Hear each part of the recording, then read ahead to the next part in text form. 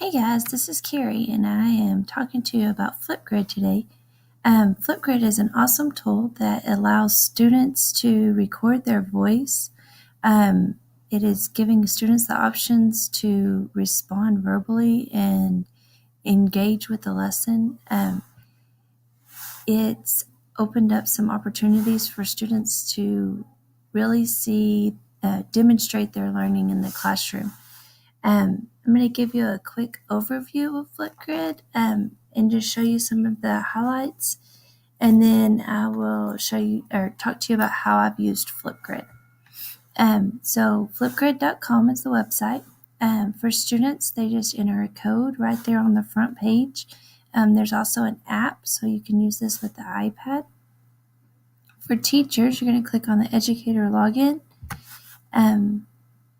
Mine is going to automatically log me in, but you will get the option to log in with Google if you have Google accounts, or you can set up a username and password. Flipgrid has two terms that are really important when you start creating. There's a grid, and then there's a topic. And so your grid is an overall folder or a place to keep multiple topics. So I have 3 grids that I've created here.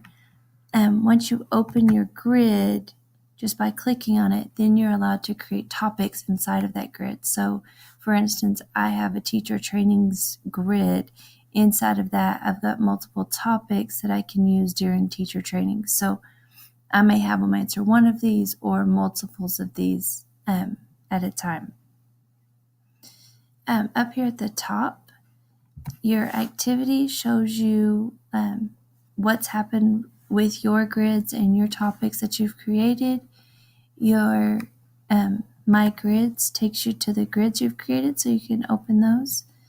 Discovery opens a whole new world because now you can access other people's topics, and you can search by audience, topic, subject, topic goals, or you've just got a search key here.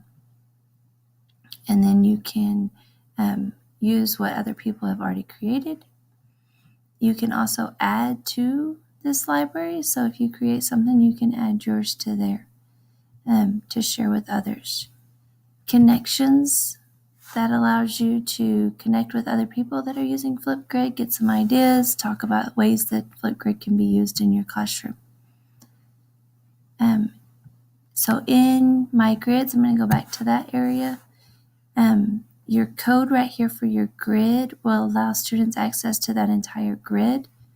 If you want just one specific topic, you can open that, and each one of your topics has a separate code. So that's where you get those codes. You've got a couple of options here under your actions to edit and add to the discovery.